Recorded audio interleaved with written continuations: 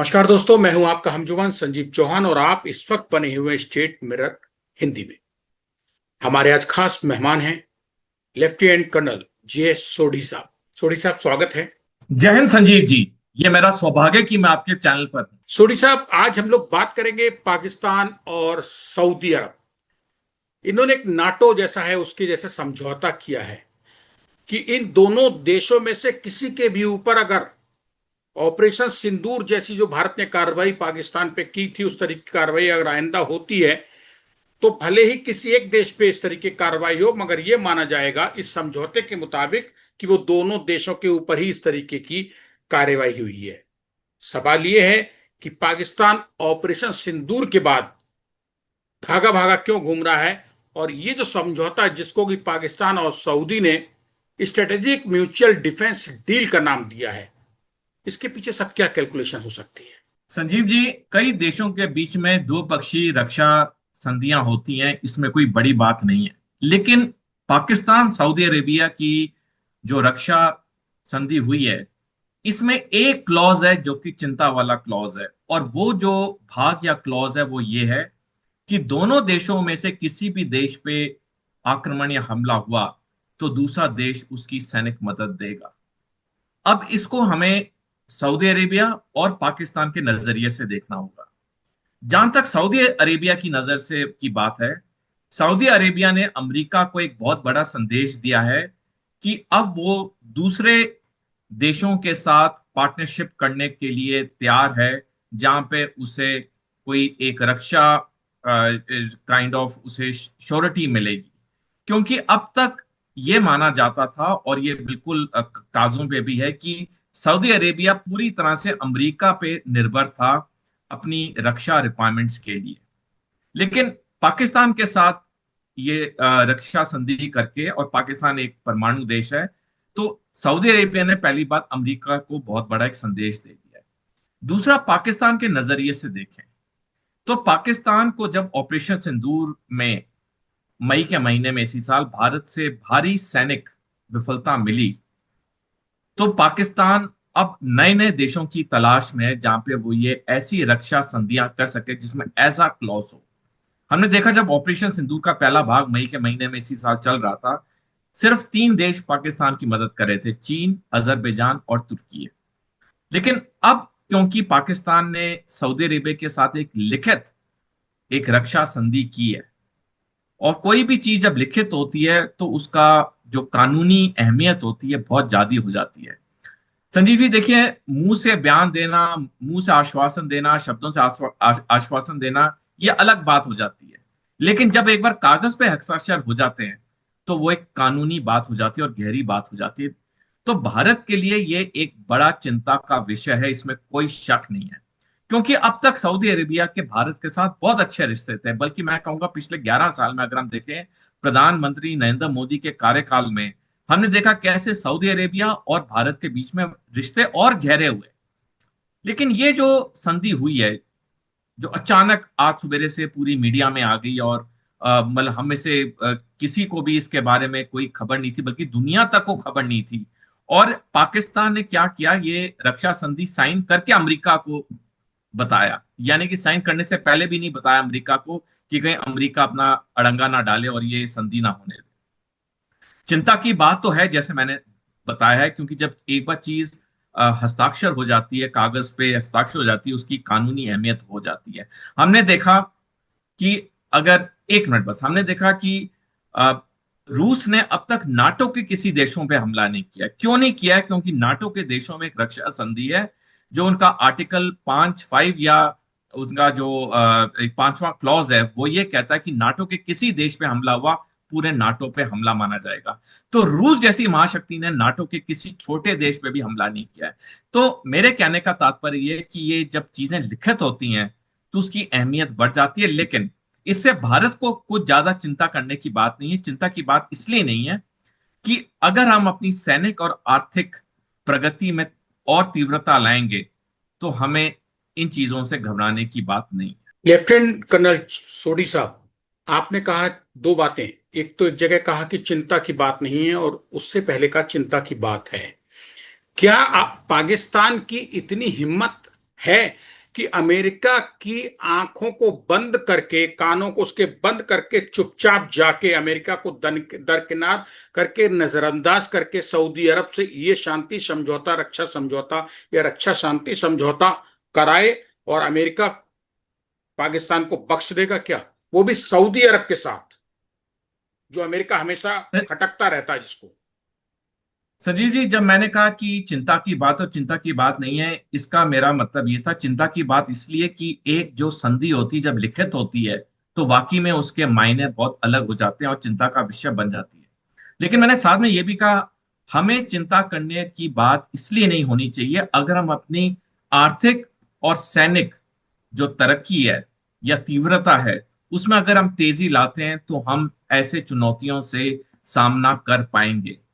आज की तारीख में तो ये चिंता की बात है, लेकिन अगर हम अगले 3-4 साल में अपनी सैनिक और आर्थिक शक्ति को बहुत बढ़ाते हैं तो ये संधि का ज्यादा इफेक्ट नहीं होगा। तो ये वक्त बताएगा कि हम अगले 4-5 साल में कहां पे पहुंचते हैं आर्थिक और सैनिक तरक्की में। दूसरा जो आपके प्रश्न का भाग है अमेरिका के बारे में, संजीव जी, पाकिस्तान इकलौता देश है दुनिया में जिसका तीनों महाशक्तियों के साथ बहुत अच्छा रिश्ता है। तीन महाशक्तियां अमेरिका, रूस और चीन। हमने देखा जब ऑपरेशन सिंदूर का पहला भाग हुआ मई के महीने में, उसके बाद एक महीने के अंदर पाकिस्तान को 43.4 बिलियन अमेरिकी डॉलर का ऋण मिला दुनिया की तीन सबसे बड़ी आर्थिक संस्थाओं से, international monetary fund, world bank और एशियन डेवलपमेंट बैंक। और ये तीनों जो अंतरराष्ट्रीय अर्थव्यवस्था की संगठन है, इसमें अमेरिका की अहम भूमिका है। अमेरिका का बहुत ज्यादा वोटिंग राइट है इसमें, रूस की भी भूमिका, इसमें चीन की भी भूमिका है। और ये तीनों महाशक्तियों ने इंश्योर किया कि पाकिस्तान को इतनी बड़ी तादाद में ऋण मिला ऑपरेशन सिंदूर के पहले भाग के बाद। यानी मेरे कहने का तात्पर्य यह है, पाकिस्तान कुछ भी कर ले, उसके तीनों महाशक्तियों के साथ रिश्ते कभी बिगड़ेंगे नहीं। मैं आपके दर्शकों से अनुरोध करूंगा, जब भी उन्हें मौका मिले किताब जरूर पढ़ें, नो एग्जिट फ्रॉम पाकिस्तान, जो कि डेनियल मार्के ने लिखी है। और इस लेखक ने बड़े आंकड़ों और असलियत के साथ बताया है कि अमेरिका दिल में पाकिस्तान से नफरत करते हुए भी कभी भी पाकिस्तान से दूर क्यों नहीं हो सकता है। तो जहां तक पाकिस्तान की बात है, पाकिस्तान को पता है वो चाहे सऊदी अरेबिया से रक्षा समझौता करे, चाहे किसी और देश से करे, अमेरिका, रूस और चीन कभी उसके खिलाफ नहीं जा सकते। आपने बात बहुत बड़ी कही है सोडी साहब, और बड़ी इंपॉर्टेंट बात कही, और भारत को नजरें खोल के रखनी है। आपने रूस, अमेरिका और चीन तीनों को लिया है, तीनों मददगार हैं पाकिस्तान के। और इन तीनों को देखा जाए तो इन तीन में से सिर्फ रूस भारत के साथ रहता है। लेकिन जहां इस आर्थिक मदद की बात आई तो रूस भी कुछ नहीं बोला। सवाल ये आता है कि इसी तरीके का एक समझौता 2015 में हुआ था, यही नाम दिया गया था, इस्लामिक देश और ये सब जुड़े हुए थे उसमें। और उसमें तो पाकिस्तान के आर्मी जनरल जो थे उनको कमांड दी गई थी कि आप उस समझौते को इंप्लीमेंट करें, जरूरत पड़ने बाकायदा उनको पाकिस्तान से सऊदी अरब भेज दिया गया था। शुरुआत में उसमें 24 देश शामिल हुए थे और बाद में वो देश 42 हो गए। फर्क सिर्फ इतना था, या कहिए सिमिलरिटी, कि अब जो समझौता सऊदी अरब के साथ पाकिस्तान का हुआ है, सैन्य समझौता, शांति समझौता, इसमें शहबाज शरीफ प्रधानमंत्री हैं इस वक्त पाकिस्तान के। और 2015 में जब समझौता हुआ था यही, जो कि अभी तक कहीं इंप्लीमेंट नहीं हो सका, क्या कारण उस रहे उसके वो अलग बात है। उस वक्त इन्हीं शहबाज शरीफ के सगे भाई नवाज शरीफ प्रधानमंत्री हुआ करते थे पाकिस्तान के। सवाल यह है कि जो 2015 से 2025 आई और वो समझौता अभी भी बरकरार है, वो उसका कभी पाकिस्तान इस्तेमाल नहीं कर पाया। अगर वो समझौता था, या तो समझौते में कोई कमियां हैं जो अभी 2025 में अभी किया गया है, उसमें सुधार करके कुछ, और उस समझौते पे इतना शोर नहीं बचा था। इस समझौते पे बड़ी आक्रामकता के साथ बयान आ रहे हैं सामने, खास तौर से भारत के। और गंभीर ये कि किसी और देश ने नहीं किया है। आप कहते हैं पाकिस्तान सऊदी अरब के साथ हुआ और यही समझौता हुआ, जहां आप नहीं कहते, बल्कि जनरल सा यही हम लोग का डिस्कशन हो रहा है इस प्रकार। लेकिन क्या कहीं इसमें भारत को नीचा दिखाने के लिए कि भारत 50% टैरिफ को लेके डाउन नहीं हुआ, झुका नहीं अमेरिका के सामने? इससे बौखलाया हुआ, चिढ़ा हुआ अमेरिका क्या कहीं पाकिस्तान की सपोर्ट करके उसने ही सऊदी अरब की तरफ बढ़ा दिया है, ताकि भारत यहां भी कहीं फंसे, सामरिक तरीके से, अंतर्राष्ट्रीय तरीके से, सैन्य सुरक्षा के तरीके से, कूटनीतिक? ऐसा तो नहीं है पर्दे के पीछे गेम खेल रहा अमेरिका पाकिस्तान के साथ मिलकर? संजीव जी, 2015 और 2025 में बहुत कुछ बदल चुका है।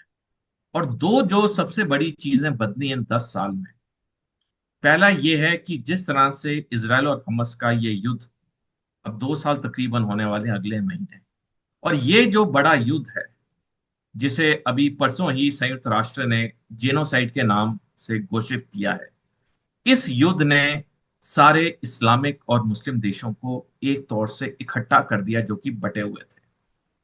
दूसरी चीज जो इन 10 सालों में हुई है वो ये कि अमेरिका की जो ताकत थी महाशक्ति की, जो कि बिल्कुल कोई चैलेंज नहीं कर सकता था, ना रूस ना चीन, अब इन 10 सालों में, 10 साल पहले अमेरिका ही इकलौती महाशक्ति था, अब दुनिया में तीन महाशक्तियां हैं, अमेरिका, रूस और चीन। तो जिस तरह से ये 10 साल में हालात बदले हैं, तो 10 साल पहले की अगर हम रक्षा संधि देखें सऊदी अरेबिया पाकिस्तान की, और अब देखें, जमीन आसमान का फर्क है। जब 10 साल पहले ये रक्षा संधि हुई थी, मेरे को अच्छी तरह याद है, हमें कोई ज्यादा चिंता नहीं थी, हमने कोई ज्यादा बयान भी नहीं इशू किए। लेकिन अब हालात बदल चुके हैं, और जैसे मैंने पहले कहा कि ये एक चिंता का विषय जरूर है, क्योंकि अब सऊदी अरेबिया भी चाहता है कि वो अमेरिका से और नए पार्टनर ढूंढे, सिर्फ अमेरिका पे निर्भर ना हो। पाकिस्तान तो तलाश में है ही है कि जितने देश उसके साथ ऐसे रक्षा संधि करें, उतना पाकिस्तान की जो अंतरराष्ट्रीय इमेज है वो बढ़ेगी। क्योंकि ऐसे रक्षा समझौते एक आम बात नहीं है, और ऐसा क्लॉज होना कि एक दूसरे दूसरे पे हमला हो तो हम सैनिक मदद करेंगे, ये बहुत कम होता है, ये बहुत रेयरिटी होती है। तो मैं कहूंगा कि पाकिस्तान ने एक बहुत बड़ी चीज हासिल की है अपने अंतरराष्ट्रीय इमेज के लिए, और सऊदी अरेबिया ने तो अमेरिका को एक बहुत बड़ा संदेश दिया ही है। लेकिन मैं यहां एक और चीज कहना चाहूंगा। देखिए, जहां तक पूरे इस्लामिक देशों की बात है, अभी हमने देखा 3 दिन पहले ही अरब इस्लामिक मीट हुई, जहां पे सारे मुस्लिम मेजोरिटी देश इकट्ठे आए। वहां भी बात हुई कि हम एक ऐसा इस्लामिक नाटो के नाम से कोई संगठन बनाएंगे। लेकिन ये जितने इस्लामिक देश हैं संजीव जी, ये कभी नाटो जैसे संगठन नहीं बना सकते हैं। कारण ये है कि जितने ये इस्लामिक या मुस्लिम मेजोरिटी देश हैं, ये आपस में ही बहुत बटे हुए हैं। कोई शिया है, कोई सुन्नी है, शिया और सुन्नी कभी एक दूसरे आंख में आंख नहीं डाल के दे सकते। और मैं दूसरी सर, चीज, बस एक मिनट, जी जी जी, और दूसरी चीज, अधिकतर इस्लामिक देशों का भारत के साथ बहुत अच्छा रिश्ता है। और खासकर अगर हम पिछले 11 साल में देखें, प्रधानमंत्री नरेंद्र मोदी के अधिकतर, अगर हम आंकड़े निकालें, उनके मैक्सिमम जो ट्रिप्स हुए हैं वो मिडल ईस्ट या मुस्लिम मेजोरिटी देशों में हुए हैं। आज अधिकतर इस्लामिक देश भारत के साथ व्यापार और रक्षा, जो उनके रिश्ते हैं, पहले से बहुत अच्छे हो चुके हैं। सोडी साहब, मुझे आपसे ही मिला है ये सवाल। आपने कहा ना कि सिया सुन्नी की लड़ाई में ये मामला फैल जाता है इस्लामिक देशों के एकजुट होने का जब जरूरत पड़ती है। जो पिछला 2015 वाला इसी तरीके का समझौता था जिसमें पाकिस्तान उछलम कूदम कर रहा था बहुत ज्यादा, वो भी सिया सुन्नी के चक्कर में ही फेल हुआ है, कामयाब नहीं रहा। क्यों? क्योंकि उस वक्त ईरान, इराक, सीरिया जैसे जो बड़े मुस्लिम देश थे, वो उन 42 या 34 देशों में शामिल नहीं हुए थे। यही सऊदी अरब शामिल हुआ था, पाकिस्तान शामिल हुआ था, 42 देश हुए। लेकिन इन दोनों देशों ने, तीनों ने, इराक, ईरान और सीरिया ने सपोर्ट नहीं किया था। तो अभी तो समझौता हुआ है। सवाल ये कि ये भी, इस पे भी निर्भर करेगा आइंदा आने वाले समय में, भविष्य में, कि कौन कौन देश इस समझौते को सपोर्ट करता है या नहीं। बिल, बिल्कुल। देखिए, लेकिन हमें एक और चीज संजीव जी देखनी होगी। ये जो समझौता हुआ है सऊदी अरेबिया और पाकिस्तान का, ये बायलेटरल समझौता है, ये दो पक्षीय समझौता है। ये जो समझौता है ये दो देशों के बीच में, ये इस्लामिक देशों के बीच में नहीं है। इस्लामिक देशों के बीच में तो अभी जो दोहा में हुआ 3 दिन पहले, वहां इस्लामिक नाटो के नाम से जो चीज जारी हुई, और इजिप्ट ने कहा कि पहला हम जो कंट्रोल है हम लेंगे, फिर हर देश को बारी बारी से दिया जाएगा। तो ये दोनों चीजें अलग हैं। क्यों ये बायलेटरल जो एक समझौता होता है, क्यों एक चिंता का बात होती है? क्योंकि जैसे मैंने पहले कहा कि एक बार कागज में हस्ताक्षर हो जाए, वो उसकी कानूनी महत्वता बढ़ जाती है। तो ये जो सऊदी अरेबिया और पाकिस्तान का है, ये पहली बात तो हम में से किसी ने उम्मीद नहीं की थी, क्योंकि सऊदी अरेबिया तो इतने अच्छे रिश्ते हमारे साथ करता रहा। लेकिन सऊदी अरेबिया के अपने कारण है, और उसका कारण सिर्फ अमेरिका है। सऊदी अरेबिया का बिल्कुल कारण नहीं है कि वो भारत को नीचा दिखाए। सऊदी अरेबिया का कारण है वो अमेरिका को एक संदेश पहुंचे कि अब वो नए देशों की तलाश में है जहां उसे सुरक्षा गारंटी मिलेगी। तो हमें सऊदी अरेबिया को उस नजर से देखना चाहिए। लेकिन मैं आपकी बात से सहमत हूं जो आपने कुछ समय पहले कहा, पाकिस्तान के नजरिए से ये अलग है। क्योंकि पाकिस्तान के नजरिए से ये बहुत बड़ी जीत है कि जहां पे सऊदी अरेबिया और भारत के रिश्ते इतने अच्छे थे, वहां उसने सऊदी अरेबिया के साथ ही ऐसा रक्षा समझौता कर लिया। क्या जय सोडी साहब, मैंने एक सवाल था फिर दोहरा रहा हूं, वहीं आ रहा हूं। अमेरिका की आंखों में धूल झोंक के पाकिस्तान ये काम कर सकता है? अमेरिका की शह होगी इसमें भारत को नीचा दिखाने के लिए टैरिफ के मुद्दे पे? देखिए, पाकिस्तान ने पक्का अमेरिका को बंद रास्ते से या पिछले रास्ते से सारी जानकारी दी होगी। क्योंकि पाकिस्तान कभी वो गलती नहीं करेगा कि चाहे अमेरिका हो चाहे चीन हो, उनसे कोई भी बात छुपाए। दोनों देशों को वो गुप्त तरीकों से उसने पूरा सूचित करके रखा होगा। और जब ये संधि साइन हुई तो ऑफिशियल तरीके से उसने दोनों देशों को इंटीमेट किया। क्योंकि पाकिस्तान जानता है कि उसके लिए अमेरिका और चीन बहुत जरूरी है, और वो कभी ऐसी चीज नहीं करेगा जिससे कि अमेरिका या चीन खफा हो। उदाहरण के तौर पे हम देखें, जब डोनाल्ड ट्रंप दूसरी बार अमेरिका के राष्ट्रपति बने और उन्होंने शपथ ग्रहण की 20 जनवरी इसी साल, उन्होंने अपनी 105 मिनट की स्पीच में पाकिस्तान की प्रशंसा की। जबकि 105 मिनट की स्पीच में डोनाल्ड ट्रंप ने एक बार भी भारत का नाम नहीं लिया। यानी जहां तक पाकिस्तान की बात है, पाकिस्तान कोई ऐसी हरकत नहीं करेगा जिससे चीन या अमेरिका उससे खफा हो। तो मैं आपकी बात से सहमत हूं, मेरा आंसर बिल्कुल स्पष्ट है। पाकिस्तान ने पक्का दोनों महाशक्तियों को गुप्त रास्ते से, गुप्त तरीकों से पहले सूचित किया होगा। इस समझौते की, सऊदी अरबिया के साथ जो पाकिस्तान का समझौता हुआ, भारत के पास कूटनीतिक, सामरिक, सैन्य, अंतर्राष्ट्रीय विदेश नीति के तौर पे तीन बिंदु में बताएंगे कि क्या काट अब भारत को तैयार रखनी होगी? संजीव जी देखिए, भारत के लिए चुनौतियां बढ़ती जा रही हैं, और ये हकीकत है। हमारे 8 पड़ोसी मुल्क हैं। 8 में से 2, चीन पाकिस्तान निकालो, वो तो हमारे दुश्मन है ही है। बाकी 6 में से सिर्फ एक छोटा भूटान हमारे साथ खड़ा है। बाकी 5 पूरी चीन के गिरफ्त में है। अब अफगानिस्तान ने भी पाकिस्तान और चीन के साथ एक संधि कर ली है। अब सऊदी अरेबिया ने भी पाकिस्तान के साथ कर ली है। ईरान भी पाकिस्तान के साथ खड़ा है। म्यांमार बिल्कुल चीन के गिरफ्त में है। तो भारत के लिए जो आने वाला समय है वो बहुत चुनौतीपूर्ण है। और इस चुनौती को सफल तरीके से अगर हमने निपटना है, हमें सिर्फ 2 चीजों पे पूरा ध्यान देना होगा। एक आर्थिक तरक्की, एक सैनिक तरक्की। संजीव जी, आप और मैं जिस स्थान पे आज हैं, हमने अपनी मेहनत से यहां पहुंचे हैं। कितने लोगों ने हमारी मदद की? शायद एक ने भी नहीं। अगर एक ने भी की, उसने एक आध बार की। बाकी आप और मैं आज जहां हैं, अपने परिश्रम से पहुंचे हैं। इसी प्रकार से कोई भी देश जब तरक्की करता है, उसके साथ कोई नहीं खड़ा होता है, उसके दुश्मन ज्यादा होते हैं। लेकिन इसका मतलब ये नहीं कि किसी देश को घबराना चाहिए। आज भारत तरक्की के रास्ते पे है, हमारे दुश्मन और बढ़ेंगे। आपने और मैंने अपनी निजी जिंदगी में देखा, जैसे जैसे हम सीढ़ियां चलते रहे जिंदगी की, हमारे अपने कुछ लोग कितने हमारे खफा हो गए। थोड़ी सर, तीन तो पॉइंट्स जिन पे हमें भारत इस पे अब इसको फेस करेगा, तीन पॉइंट जो पब्लिक लेमैन समझ जाए कि ये भारत को अब करना है इसकी काट के लिए। देखिए, सबसे पहली चीज, भारत को अपनी आर्थिक तरक्की जारी करनी है। हमें मेक इन इंडिया पे और तवज्जो देना है। और इसका जो पूरा अब श्रेय है वो हमारे व्यापारियों पे है। भारत सरकार ने रास्ते दिखा दिए हैं, आत्मनिर्भर भारत, मेक इन इंडिया, सब रास्ते दिखा दिए हैं। हमारे व्यापारियों को अब ये इनिशिएटिव लेना है कि वो देश के अंदर सामान बनाएंगे। क्योंकि देखिए, व्यापारियों के लिए बहुत आसान है चीन से सामान लाना, क्योंकि उनका उसमें मुनाफा ज्यादा होता है। लेकिन ये देश हित में नहीं है। हमारे व्यापारियों को पहले देश के अंदर चीजें बनानी चाहिए। बेशक उनका जो प्रॉफिट है, बेशक उनका जो मुनाफा है थोड़ा कम हो, लेकिन उन्हें देश के अंदर सामान बनाना चाहिए।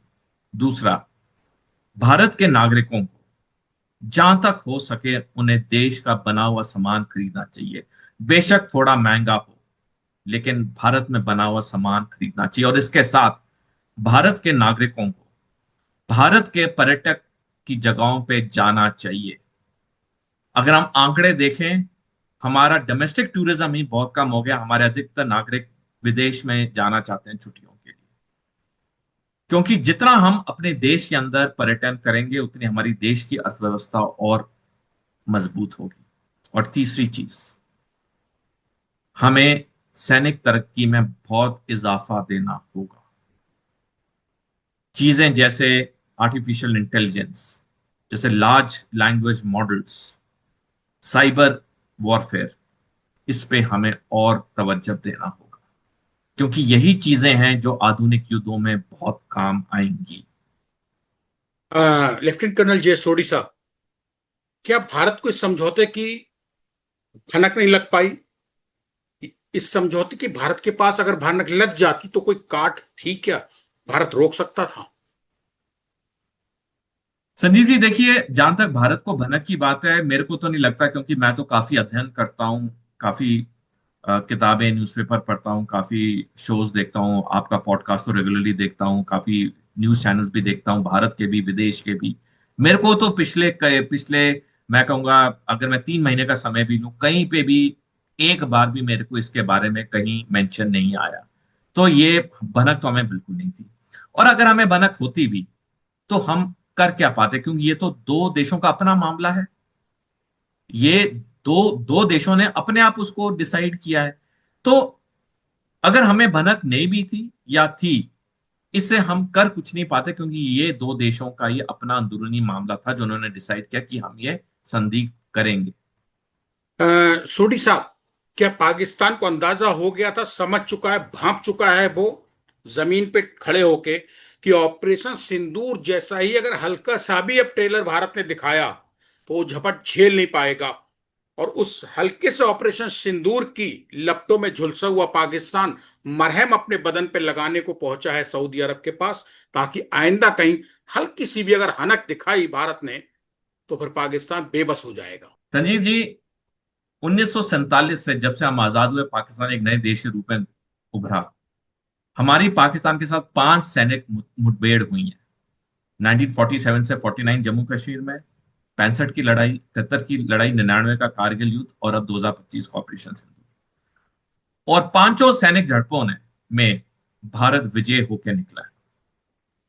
अगर अगले 100 साल में 10 और सैनिक झड़पें भी होती हैं, भारत हमेशा पाकिस्तान के बनस्पत सैनिक तौर पे विजय रहेगा। और ये पाकिस्तान अच्छी तरह जानता है। तो जो आपने कहा, बिल्कुल सही कहा, आपका आंकलन बहुत सही है, और मेरा नमन और सलाम आपको। क्योंकि जब मैं आपके शो पे आता हूं, तो आपके जो प्रश्न होते हैं वो ऐसे पॉइंटेड होते हैं, जिसमें मेरे को वाकई में अच्छा लगता है कि आप बहुत बहुत शार्प क्वेश्चन पूछते हैं। और ये दिखाता है कि आप खुद कितना अध्ययन करते होंगे ये इन प्रश्नों को पूछने के लिए। संजीव शुक्रिया जी, इसके लिए। पाकिस्तान इस वक्त मरहम के रूप में हर देश के साथ कोशिश कर रहा है कि वो कुछ ऐसा समझौता करे। लेकिन जैसे मैंने पहले कहा कि हालांकि एक समझौता कानूनी तौर पे उसका महत्व होता है, लेकिन मेरे को नहीं लगता कि सऊदी अरेबिया कभी भी भारत पे कोई वार करेगा। सऊदी अरेबिया नहीं करेगा। हाँ, मदद कर सकता है, ये समय बताएगा, क्योंकि जब चीजें लिखित में होती हैं तो उसका पूरा जो डायमेंशन होती है वो अलग होती है। तो इस चीज के लिए हमें, ये हमारे लिए चुनौती है, इसमें कोई डाउट नहीं। हमने देखा कैसे चीन, अजरबैजान और तुर्की ने कैसी मदद की ऑपरेशन सिंदूर में। और 4 जुलाई इसी साल lieutenant general Rahul R Singh, जो कि भारतीय थल सेना के डिप्टी चीफ आर्मी स्टाफ है, उन्होंने बयान दिया कि सिंदूर के 88 घंटों के युद्ध में चीन पाकिस्तान को भारत की हर सैनिक हरकत के बारे में मिनट टू मिनट इंफॉर्मेशन दे रहा था। तो ये चिंता की बात तो है, जैसे मैंने पहले भी कुल मिला के लेफ्टिनेंट कर्नल जे सोडी साहब, आप यही कहना चाहते हैं कि जरूरत घबराने के नहीं, सतर्क होने की है। पाकिस्तान से तो पहले ही सतर्क थे, लेकिन अब कुछ शक की नजर से सऊदी अरब को भी भारत को देखना बेहद जरूरी है, अपनी सीमाओं, अपनी हदों की रक्षा के लिए। आप मेरे ख्याल से यही कहना चाहते हैं। आप सहमत हैं मेरी बात से? बिल्कुल। कोई भी अगर देश हमारे दुश्मन देश के साथ ऐसी रक्षा संधि करता है तो हमें और सतर्क रहना होगा, क्योंकि सच्चा दोस्त कभी किसी के दुश्मन के साथ ना रिश्ते रखेगा, ना उसे घर पे चाय नाश्ते के लिए बुलाएगा, और ना ऐसी संधियां साइन करेगा। तो मैं आपकी बात से बिल्कुल सहमत हूं। मेरे भी कहने का यही तात्पर्य है, हमें और सतर्क रहने की जरूरत है। शुक्रिया लेफ्टिनेंट कर्नल जे सोडी साहब, स्टेटमेंट हिंदी से इस अहम, बेहद अहम मुद्दे पे बात करने के लिए कि पाकिस्तान किस तरीके से जाके अचानक रातों रात भागा है सऊदी अरब की गोद में बैठने के लिए, और इसमें कहीं ना कहीं अमेरिका और चीन की शह जरूर होगी। इन दोनों की आंख में धूल झोंक के पाकिस्तान की औकात नहीं है कि कोई समझौता कर पाए इस धरती, इस जमीन पे। धन्यवाद सोडी साहब।